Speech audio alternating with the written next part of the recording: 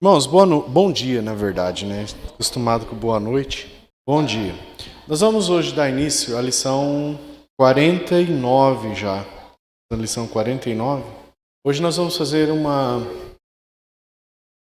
certa provocação no sentido de convocar as outras organizações sobre o regimento da igreja. Então, lição 49 é uma lição importante porque as pessoas não têm muita ideia, né, não conseguem entender de fato, né, o porquê que os batistas adotam o método congregacional, qual é o motivo, por que a gente rejeita os outros tipos de sistemas, que são o sistema episcopal, né, e o sistema presbiteriano.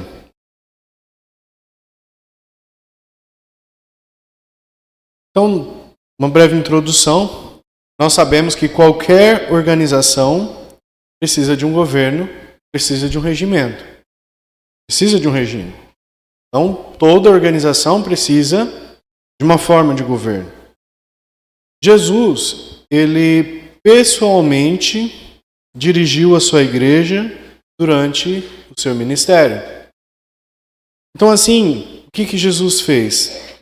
Ele ensinou os seus apóstolos, que fazem parte do alicerce da igreja, sobre como deveria proceder. E os apóstolos, eles receberam poderes especiais, inspirações, revelações, poder de dispensar dons espirituais. Então, antes do término do Novo Testamento, os apóstolos regulavam a ordem na igreja, estabeleciam forma de ordem na igreja. Só que agora nós não temos mais os apóstolos. Só que nós temos algo muito melhor, é a palavra de Deus perfeita, a Bíblia. Nós temos a Bíblia completa. Nós temos a doutrina apostólica completa e inspirada. Mas, irmão, o que vem a ser, então, o regimento? Sabemos que é o governo, conforme eu passei para os irmãos na lição, é o governo da igreja. É a direção, é a dominação, é a administração, é a autoridade da igreja.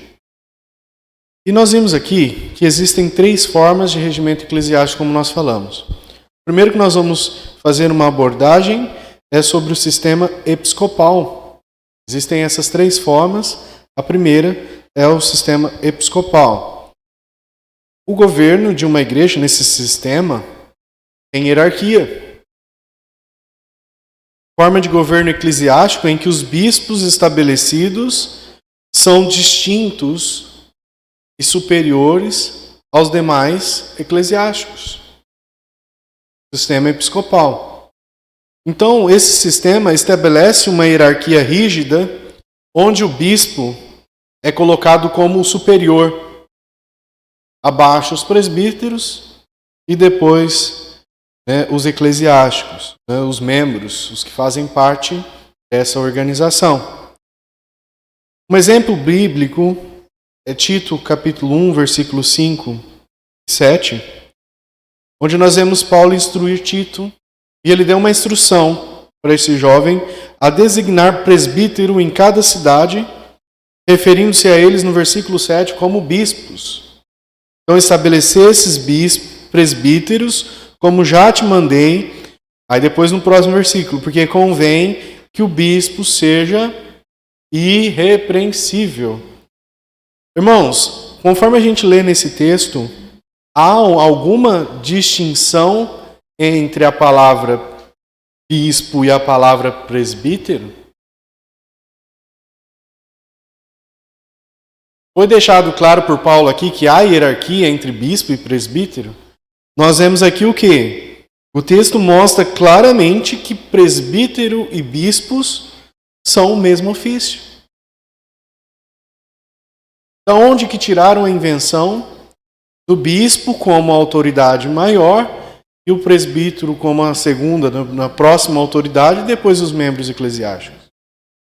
Então, nós não vemos aqui, em hipótese nenhuma, Paulo estipulando uma hierarquia no sistema da igreja.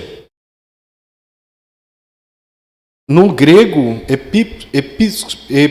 episcopos significa supervisor, que enfatiza, na verdade, a função do líder em cuidar do rebanho de Deus. E quem é o líder? Pastor. E não há mais hierarquia aqui. Jesus também fez uma advertência. Jesus, ele rejeitou a busca por posições de domínio entre os gentios, entre os seus seguidores, na verdade. Jesus, ele ensinou que os seus líderes devem ser servos e não senhores sobre os outros. Olha a falha muito grande nesse sistema episcopal. O próprio Senhor estabeleceu o quê? Que os seus seguidores, os líderes, eles devem ser servos. Mateus capítulo 20, versículo 26 foi a instrução. Mas entre vós não será assim. Antes, qualquer que dentre vós quiser ser grande, seja vosso serviçal. Então, o sistema episcopal, ao criar uma distinção de superioridade entre bispos, presbíteros, está em desacordo com o ensinamento da humildade e do serviço. O afastamento também da simplicidade bíblica ocorre nesse tipo de sistema. Por quê? Porque a igreja no Novo Testamento era caracterizada pela simplicidade, tanto em organização quanto em práticas de governo. O sistema episcopal, ao estabelecer uma hierarquia complexa, formalizada, que é o exemplo da Igreja Católica Romana, obscurece essa simplicidade, introduz muitas tradições humanas que não têm base bíblica nenhuma. Outro exemplo bíblico, em Atos 15, 28, no Concílio de Jerusalém, que tratou da questão da circuncisão, a liderança era exercida de maneira coletiva, envolvendo apóstolos, nós vemos aí presbíteros. Não houve um supremo ali, não houve um bispo supremo para tomar decisões unilaterais, como ocorre hoje, por exemplo, no papado. Decisões foram tomadas em comunhão e sob a direção do Espírito Santo. Atos 15, 28. Pareceu bem ao Espírito Santo e a nós não vos impor mais encargo algum, senão estas coisas necessárias. Então aqui que nós vemos? Decisões tomadas em comunhão e sob a direção do Espírito Santo. A introdução de um bispo como chefe único da igreja local ou regional distorce essa simplicidade. Hoje, para nós entender todo aquele sistema, por exemplo, da Igreja Católica, nós temos que nos debruçar num estudo ferrenho. Por quê? Sabemos que abaixo do Papa tem sínodos, e assim vai. Vários outros tipos de cargos e vai se estabelecendo hierarquias. Quando, na verdade, nós vemos que o chefe único da igreja local é Cristo. Outro sistema é o sistema presbiteriano. O sistema presbiteriano é semelhante ao sistema episcopal. É semelhante. A igreja passa a ser dividida em distritos regionais, que é governado pelo presbitério. A igreja local tem dois tipos de presbítero nesse sistema: os que governam e os que pregam. Então tem uma diferença. Um membro, ele pode apelar para um presbitério. Se ele não concorda com a decisão, ele apela para um presbitério, da ação do presbitério, e aí ele pode apelar para o sínodo. que é um concílio feito de vários presbíteros, que é como se fosse um tribunal maior. Irmãos, embora o sistema presbiteriano ele rejeita a ideia de um bispo como uma figura central, por exemplo, como o Papa, ele adota uma visão hierárquica também, em níveis organizacionais, o que pode levar a uma mesma centralização de poder. O problema é que, apesar de eles tentarem evitar a figura do bispo, os presbiterianos eles centralizam a autoridade nos concílios superiores, esse presbitério, sínodo, uma assembleia geral. Só que essa hierarquização é contrária ao modelo simples, descentralizado, descrito no Novo Testamento, onde cada igreja tomava suas decisões, onde cada igreja era local e autônoma. Para nós, irmãos, isso, vamos dizer a verdade, para nós a gente entende, nós temos o conhecimento disso porque nós somos ensinados. Por exemplo, se você for conversar com um presbiteriano, ele não faz ideia muitas vezes disso aqui. Porque foram tradições que foram colocadas, só que quando nós partimos para a Bíblia, nós vemos que está errado. Se conversar com um católico, ele não vai entender.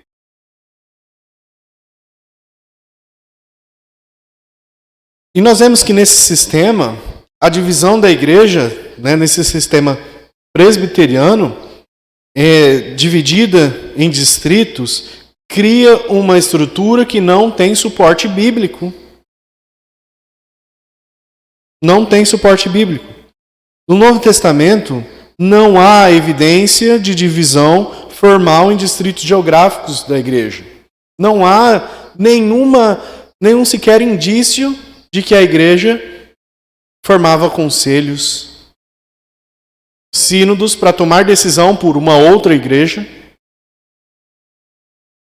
Atos 20, capítulo 20, versículo 17 e também no versículo 28, nós vemos que Paulo mostra que reuniu os presbíteros em Éfeso para ensinar, para instruí-los. E ele fala, e de Mileto mandou a Éfeso a chamar os anciãos da igreja. E aí depois ele diz, olhai, pois, por vós e por todo o rebanho sobre que o Espírito Santo vos constituiu bispos, para apacentardes a igreja de Deus, que ele resgatou com seu próprio sangue. Paulo não está interferindo, está ensinando. É bem diferente. Então, ele chama os anciões locais, não com uma conectação, não com uma conotação de um tribunal ou de um conselho externo, mas para ensinar. E essa distinção entre presbíteros que eles fazem também, governantes e pregadores, não tem fundamento nas Escrituras. Porque o que eles pegam? 1 Timóteo 5,17, e eles usam esse versículo para justificar a divisão entre presbíteros que governam e os que pregam. Os presbíteros que governam bem sejam estimados por dignos de duplicada honra, principalmente os que trabalham na palavra e na doutrina. Irmãos, esse versículo aqui não estabelece categorias separadas. Mas o que ele faz? Ele reconhece que alguns presbíteros dedicam mais tempo ao ensino e à pregação.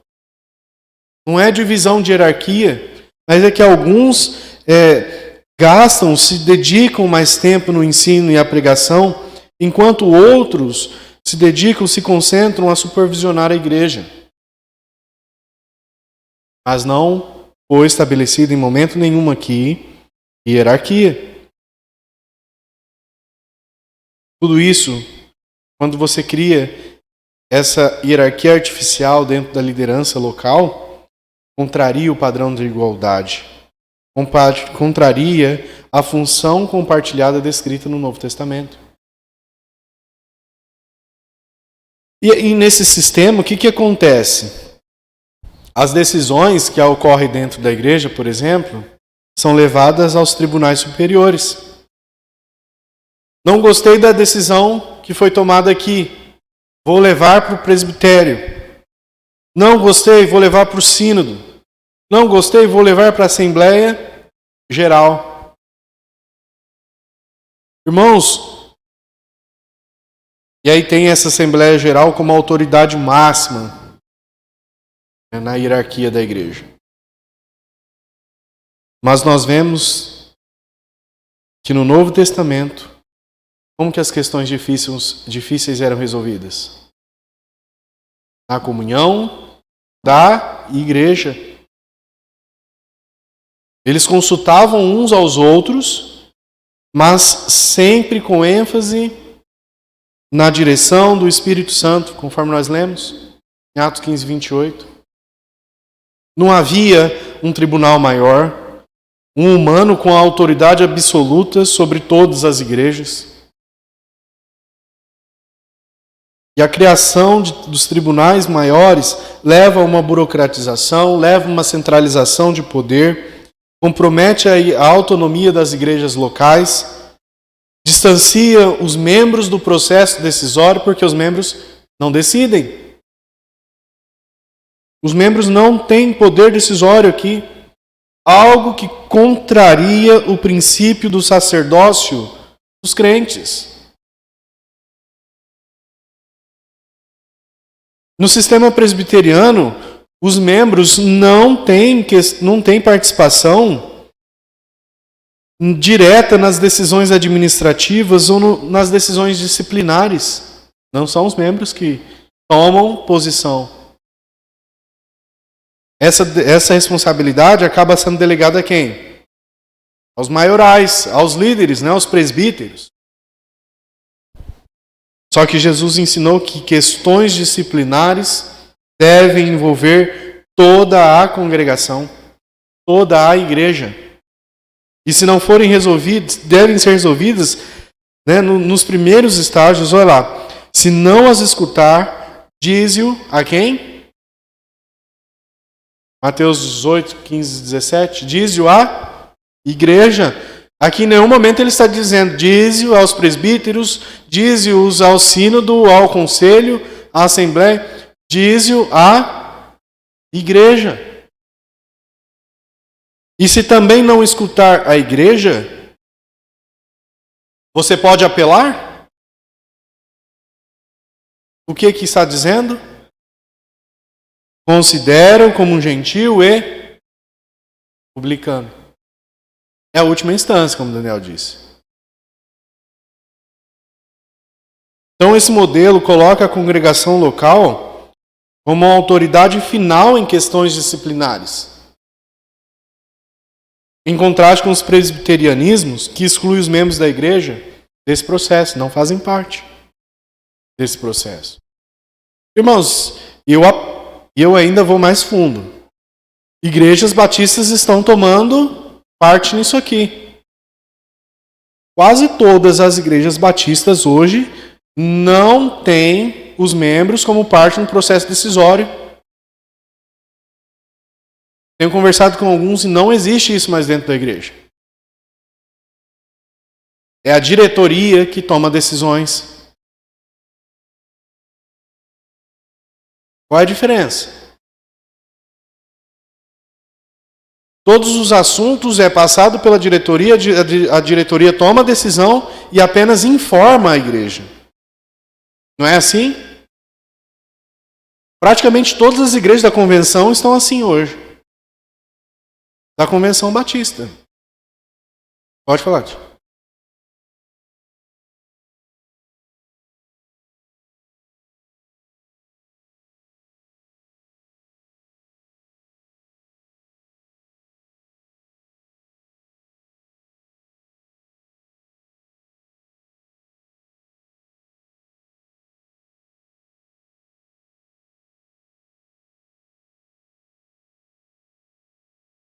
Tem que tomar cuidado.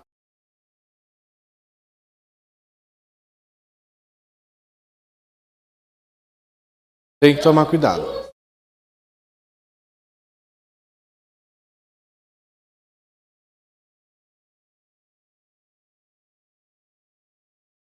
É a participação no processo decisório de todos os membros.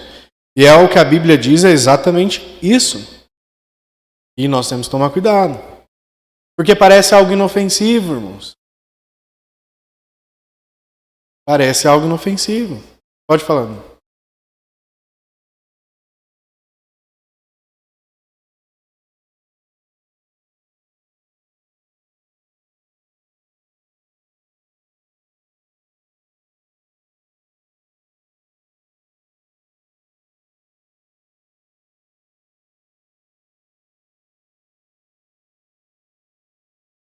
Eu vou casar, vou tomar a decisão. Exatamente, não.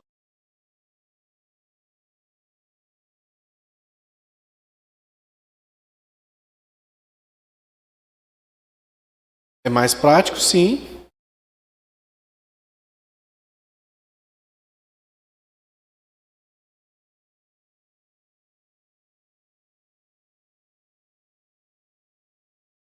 Não é o correto.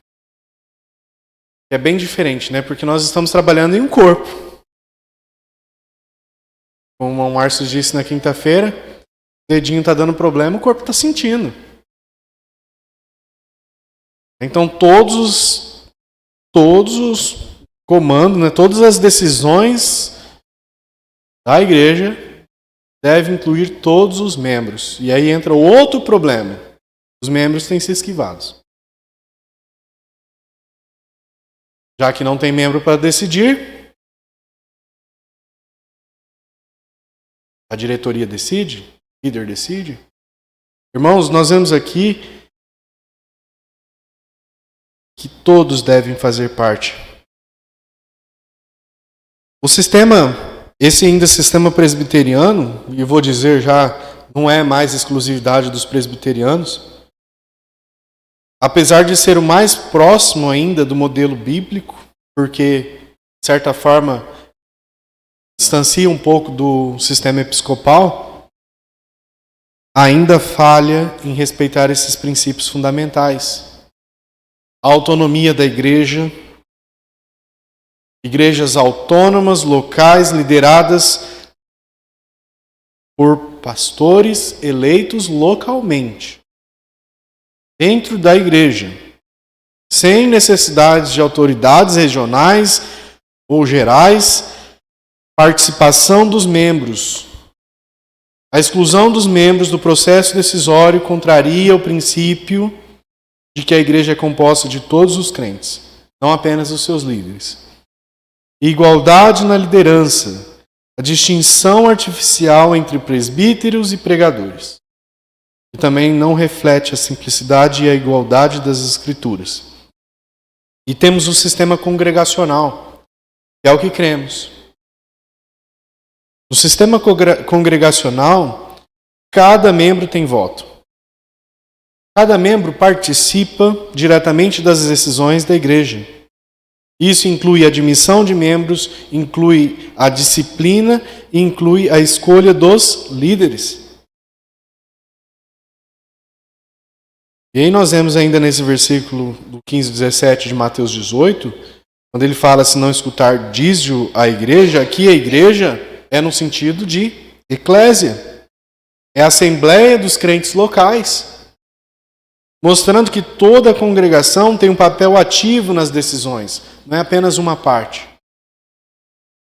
O sistema congregacional ensina que cada congregação é completa e ao mesmo tempo é independente. Cada uma liderada por seus presbíteros e diáconos. Atos 14, 23. E havendo-lhes por comum consentimento de quem? Os membros da igreja. Eleito presbíteros em cada igreja, e orando com jejuns, e encomendaram ao Senhor em quem haviam crido. Aqui nós vemos que cada igreja local tinha sua própria liderança estabelecida, sem depender de um presbitério, sem depender de um sínodo externo. Filipenses capítulo 1, versículo 1.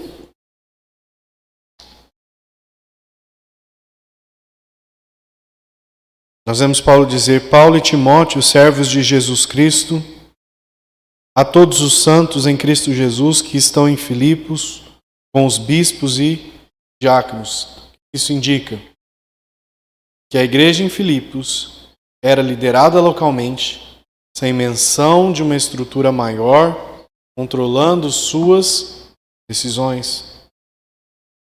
Todos os membros da congregação têm o mesmo poder, têm o mesmo voto. Esse é o princípio do sacerdócio universal dos crentes.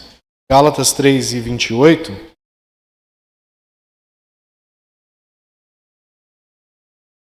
E nisto não há judeu nem grego, não há servo nem livre, não há macho nem fêmea, porque todos vós sois um em Cristo.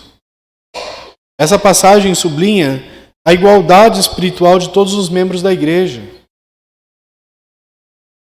E reforçando a ideia de que cada crente, irmãos, deve ter voz nas decisões. 1 Pedro 2 e 9. Mas vós sois a geração eleita, o sacerdócio real, a nação santa, o povo adquirido, para que anuncieis as virtudes daquele que vos chamou das trevas para a sua maravilhosa luz.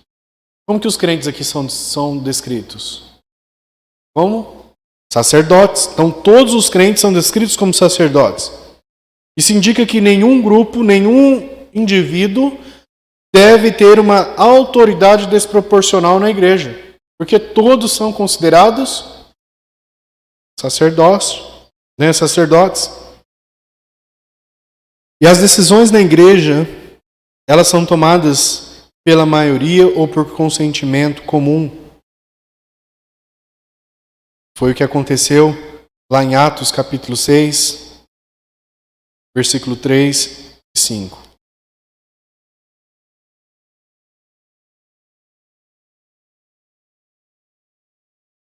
Escolhei, pois, irmãos, dentre vós, 7 varões de boa reputação, cheios do Espírito Santo e de sabedoria, as quais constituamos sobre este importante negócio. Esse evento na igreja primitiva mostra como os apóstolos instruíram a congregação a escolher seus próprios líderes. Como é que vocês vão escolher?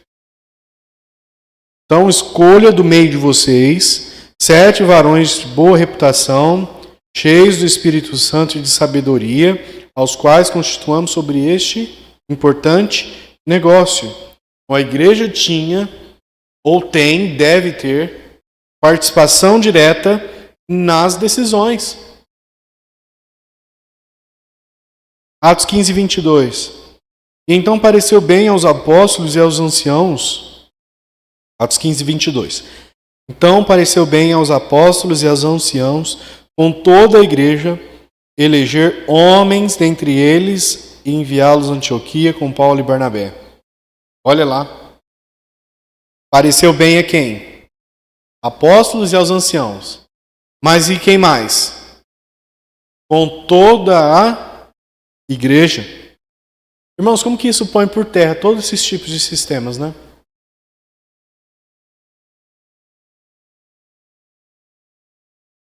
Nós vemos decisão tomada pelo consenso. Decisão tomada envolvendo toda a igreja e não apenas os líderes, como foi mostrado aqui. Tinha os líderes, mas com toda a igreja, eleger dentre eles, enviá-los, homens a Antioquia, com Paulo e Barnabé. Então, no sistema congregacional, a decisão da igreja local é considerada final. Não tem apelação, não tem recurso, seja qual for o tipo de recurso. Não tem tribunais superiores externos. Olha o que Jesus diz lá em 1 Coríntios 5, versículo 12 e 13. 1 Coríntios capítulo 5, versículo 12 e 13. Pois que tenho eu em julgar também os que estão de fora? Paulo dizendo, na verdade. Não julgais vós os que estão dentro? Está falando para quem? Para a igreja. Então, pois que tenho eu em julgar também os que estão de fora, não vos julgais vós os que estão dentro. Quem que julga os que estão fora? Deus. Tirai, pois, dentre vós a esse iníquo. Quem que deve tirar? A igreja. Decisão da igreja. Então Paulo instrui que a igreja local a exercer autoridade em caso de disciplina, sem mencionar um tribunal maior. Nenhuma outra decisão de fora é de dentro da igreja. Então, irmão Renan, o sistema congregacional é perfeito? Não é perfeito. É o modelo estabelecido por Cristo? Sim. Mas nós, humanos, nós temos falhas e o sistema congregacional enfrenta desafios. Sabe por quê? Sabe por quê, na maioria das vezes, irmãos? E são dois pontos que as igrejas têm evitado esse tipo de sistema. É risco de divisão. Sabia? Quando os membros têm participação ativa, pode ocorrer risco de divisão na igreja. Como assim? Participação igualitária pode levar a conflitos, divisões na igreja. Por quê? Porque não há unidade espiritual. Lembra que a todo momento, quando os apóstolos lá no início da igreja primitiva, sempre deixaram claro com o poder do Espírito Santo. Pode falar, irmão.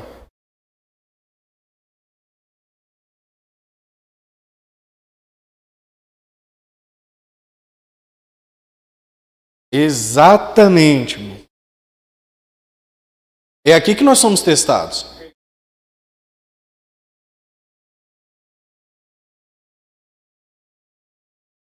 É aqui que nós... Tem igrejas que têm, por exemplo, famílias gigantescas que tomam decisão dentro da igreja. Por quê? E o que acontece? Sem uma unidade espiritual, que aqui nós estamos falando de fato, de uma unidade espiritual, a coisa vai desandar. Então o que é melhor? Manter a igreja aqui, em que a diretoria toma as decisões, para que não haja uma ruptura, ou eu vou adotar o método bíblico, mas correr o risco de divisão?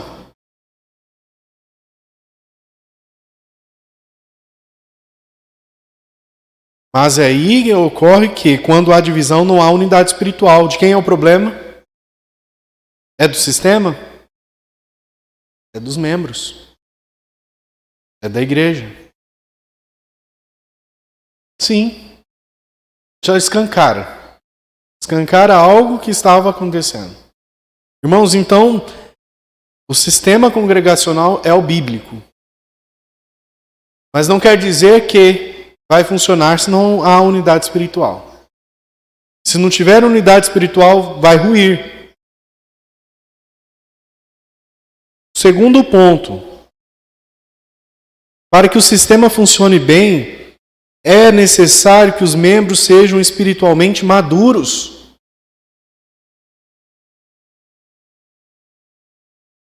Que busquem a direção do Espírito Santo. Todos. Unidade espiritual, maturidade espiritual.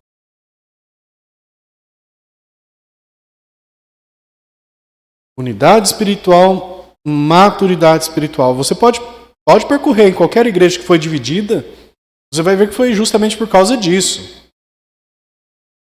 Não tinha o mesmo sentimento. Não tinha nada em comum, na verdade. Membros completamente imaturos. O sistema congregacional reflete, então, irmãos, a fidelidade dos princípios bíblicos da autonomia, participação ativa dos membros e a igualdade espiritual. É fundamentado nas Escrituras, sim. É fundamentado nas Escrituras. no modelo da igreja primitiva do Novo Testamento. Só que a sua aplicação exige, como nós dissemos, maturidade espiritual e um compromisso com a unidade em Cristo, do corpo de Cristo. E o que o Novo Testamento ensina? Olha aí, irmãos. Quem é o chefe da igreja? Jesus. Jesus é o chefe da igreja, é o único com a autoridade suprema sobre a igreja. Ele declara em Mateus 28:18. E chegando-se Jesus, falou-lhes dizendo: é-me dado todo o poder no céu e na terra. Aqui, esse poder que Jesus está falando significa autoridade mesmo, soberania. Soberano. Então isso reforça que nenhuma estrutura humana pode usurpar o lugar de Cristo como cabeça da igreja. Nenhuma.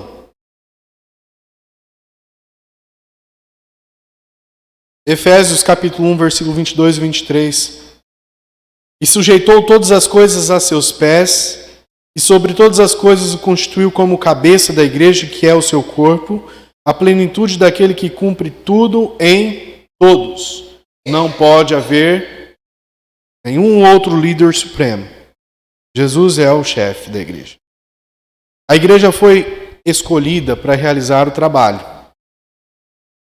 Então, a igreja tem a responsabilidade de cumprir a grande comissão. Nós estudamos 3 domingos. A responsabilidade é da igreja ir ensinar a todas as nações, batizar em nome do Pai, do Filho e do Espírito Santo, ensinar a todos a guardar todas as coisas que Jesus nos mandou. Essa é a autoridade, esse é o dever de quem? Da igreja. Como que a igreja vai fazer isso? Atos 1 e 8. Atos capítulo 1, versículo 8. Mas recebereis a virtude do Espírito Santo, que há de vir sobre vós. E aí então ser-me-eis testemunhas, tanto em Jerusalém como em toda a Judéia e Samaria, e até aonde?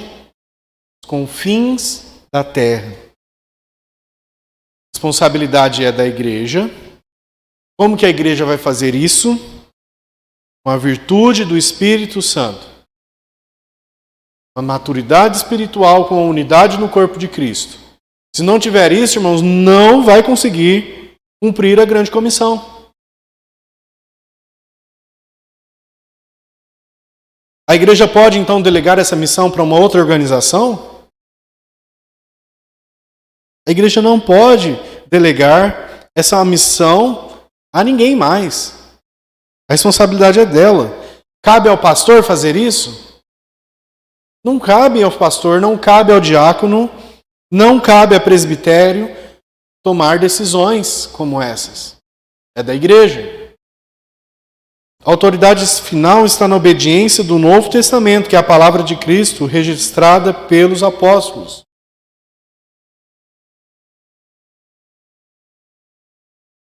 Outro ponto. A igreja não tem poder de legislar. A igreja não cria leis. A igreja tem que cumprir, não criar, não inventar doutrinas humanas. O que a igreja deve fazer? Obedecer, apenas isso. Obedecer a palavra de Deus conforme foi revelada no Novo Testamento.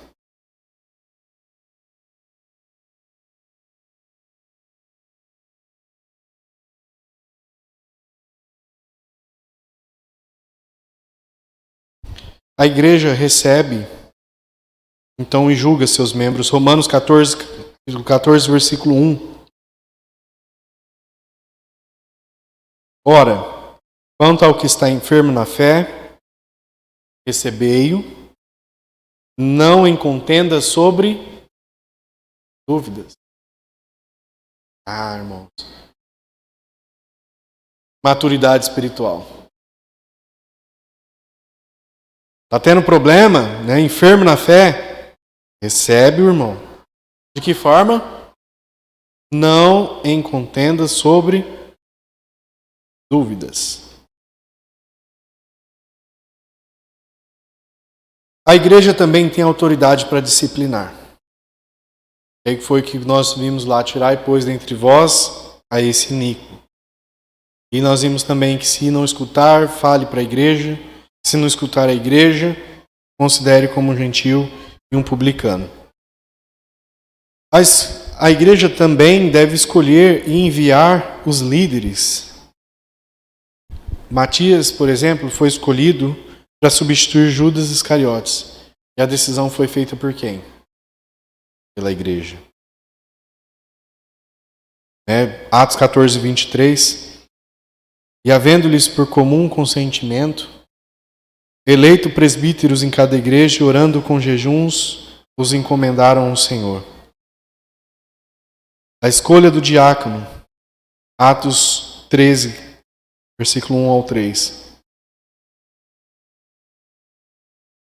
E também o envio de missionários. E servindo eles ao Senhor, e jejuando, disse o Espírito Santo: apartar-me a Barnabé e Saulo para a obra a que os tenho chamado. Nós sempre vemos aqui, irmãos, a igreja tomando decisões sob a orientação do Espírito Santo. Não, em momento nenhum nas Escrituras nós vemos algo diferente a isso. Atos 11, 22. E chegou a notícia destas coisas aos ouvidos da igreja que estava em Jerusalém, e enviaram Barnabé a Antioquia. E aqui nós vemos que a igreja tinha uma autoridade de enviar missionários. Enviar missionários. Mas eles têm autoridade maior que a igreja? Eles são enviados pela igreja para fazer a obra, mas não tinha. Então, irmãos, para concluirmos, a igreja local ela é independente, autônoma, não é legisladora, não pode ficar inventando as coisas. Ela é a única no plano de Deus para trabalhar no lugar de Cristo, pela autoridade de Cristo no mundo até a sua volta. Ela não pode designar essa responsabilidade, esse trabalho para outras organizações, porque é ela que é a esposa de Cristo. Ela tem o Espírito Santo nela de uma maneira especial, como o templo de Deus na terra. Então, com a presença do Espírito Santo e com a Bíblia, a igreja pode resolver alguns problemas? Todos os problemas. Com a presença do Espírito Santo e com a Bíblia, a igreja pode resolver todos os problemas. Todos. E obedecer a grande ordem, a grande comissão que foi dada a ela. Amém? E assim nós finalizamos, irmãos, o estudo 49, a lição 49, que é sobre o regimento interno.